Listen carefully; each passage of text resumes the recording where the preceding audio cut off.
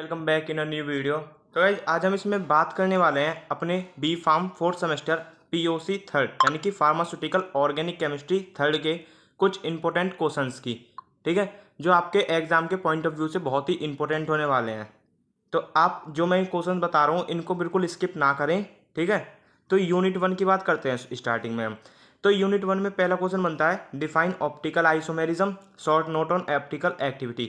Guys ये question 2 marks में भी इंपॉर्टेंट है एंड 7 मार्क्स में भी आया है, तो इसको स्किप ना करें। ठीक है, तो सेकंड क्वेश्चन है हमारा discuss in detail about RS and DL system of nomenclature. Guys दोनों ही सिस्टम बहुत इंपॉर्टेंट हैं और दोनों ही प्रीवियस आ चुके हैं एक एक बार। ठीक है, तो बहुत ही इंपॉर्टेंट क्वेश्चन हो जाता है नोमेनक्लेचर वाला। एंड थर्ड क्वेश्चन है हमारा define racemic modification and method of resolution of racemic modification. Guys बहुत ही ज़्यादा इंपॉर्टेंट क्वेश्चन है, हर बार आ ही जाता है, घुमा फिरा के आए पर आएगा ही, पक्का आता है हर बार। ठीक है, एंड एक ये लास्ट क्वेश्चन बनता है हमारा इस पे short note on asymmetric synthesis and it's type.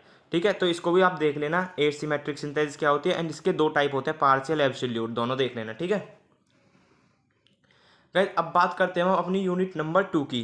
ठीक है, तो यूनिट नंबर 2 में फर्स्ट क्वेश्चन बनता है जो कि बहुत ही ज़्यादा इंपॉर्टेंट हो जाता है, define geometrical isomerism and nomenclature of geometrical isomerism. ठीक है, तीन तीन मेथड होते हैं नोमेनक्लेचर के, cis, trans and E Z and syn anti. ठीक है, तो तीनों मेथड आप याद करके ले जाना।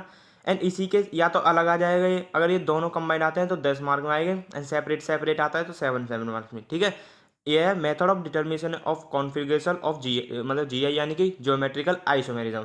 तो इसके कुछ मेथड्स हैं जैसे कि physical, cyclisation, conversion, optical activity method. ठीक है, मतलब उसमें हमको चेक करना है कि कौन सा कंपाउंड हमारा सिस फॉर्म में है, कौन सा कंपाउंड हमारा ट्रांसफॉर्म में है, तो उसके कुछ मेथड्स हैं वो आपको याद करने हैं। ठीक है, अब गाइस ये देखिए, ये जो मेरे शॉर्ट नोट हैं ये तीनों ही बहुत इंपॉर्टेंट है, मतलब ये चारों ही बहुत इंपॉर्टेंट है, कोई सा भी आ सकता है एंड गारंटी है एक या दो तो आएगा ही आएगा। तो फर्स्ट आता है stereo specific and stereo selective reaction. ठीक है, सेकंड है इसमें conformation isomerism in butane, in ethane and in cyclohexane. तो गाइस तीनों में बता पाना कौन सा है बहुत मुश्किल है, क्योंकि तीनों ही आ चुके हैं एक एक बार करके सारे। ठीक है, एंड ये लास्ट है एक एट्रोपाइसोमेरिज्म।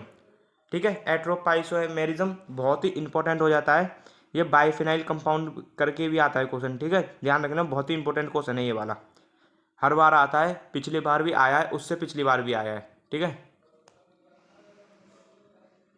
गाइस, अब बात कर लेते हैं अपनी यूनिट नंबर 3 की। तो यूनिट नंबर 3 में हमारे हेट्रोसाइक्लिक कंपाउंड्स स्टार्ट हो जाते हैं एंड इसमें हमको बस 3 कंपाउंड दे रखे हैं, pyrrole, furan and thiophene.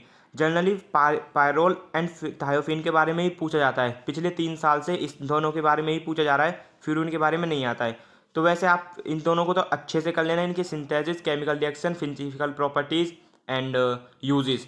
But furan के आप एक दो सिंथेसिस देख लेना एंड इसके यूजेस देख लेना। ठीक है, एंड इसका सबसे इंपॉर्टेंट क्वेश्चन है ये वाला first, define heterocyclic compound, right about it's nomenclature and classification. यानी कि आपको बताना है हेट्रोसाइक्लिक कंपाउंड क्या है, इसका नोमेनक्लेचर कैसे करता है, इसके क्लासिफिकेशन।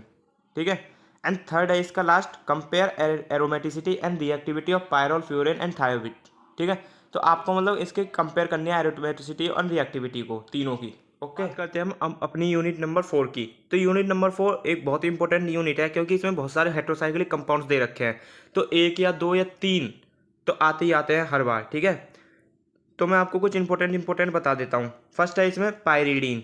पायरिडीन आता ही आता है एंड इसकी बेसिसिटी और पूछते हैं, पायरिडीन की बेसिसिटी बताओ। एंड एक है इसमें इमीडाजोल, यानी कि ये दोनों कंपाउंड के पूरा आया है एंड हर बार मतलब यही घुमा फिरा के आ जाते हैं। और इसमें आते हैं फिर पायराजोल, ऑक्साजोल, क्विनोलिन, आइसोक्विनोलिन। तो इसका आपको 2-2 मार्क्स के अकॉर्डिंग पढ़ लेना है बस। ठीक है, मतलब इसका स्ट्रक्चर, यूजेस ओनली बस।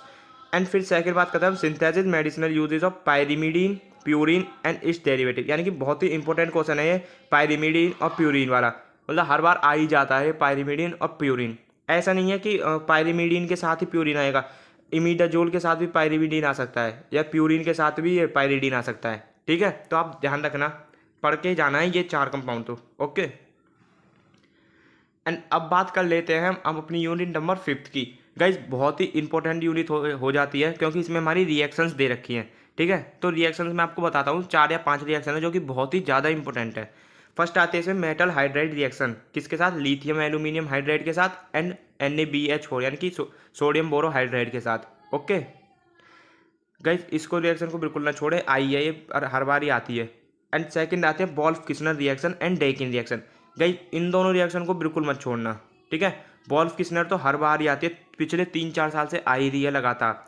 एंड एक है इसमें स्मिथ रिएजमेंट और एक है बैकमैन रिएजमेंट। गाइस, मैं बता रहा हूँ, बस आप इन चारों रिएक्शन को कर लीजिए, स्मिथ रिएजमेंट और बैकमैन रिएजमेंट। 4 में से 2 या 3 पक्की आने वाली हैं, ठीक है। और ये बच्चे हमारी कुछ अदर रिएक्शन, जैसे बर्च रिडक्शन, ओपन और रिडक्शन, डेकिन रिएक्शन। डेकिन तो मैंने ऊपर ही बता दिया, कंबाइंड में आएगी। एंड क्लेजिन स्मिथ रिएक्शन, तो इसके 2 मार्क्स के अकॉर्डिंग पढ़ लेना बस आप, ठीक है। बट ये जो 4 रिएक्शन मैंने बताई हैं, इन चारों को बिल्कुल ना छोड़ें। ओके, अगर आप इन क्वेश्चंस को भी करके जाते हैं ना, तो आप पास तो बहुत ही अच्छे मार्क्स से पास होगे, गारंटी है मेरी, ठीक है। तो मिलते हैं किसी और नई वीडियो लेक्चर में, तब तक के लिए टेक केयर, बाय बाय।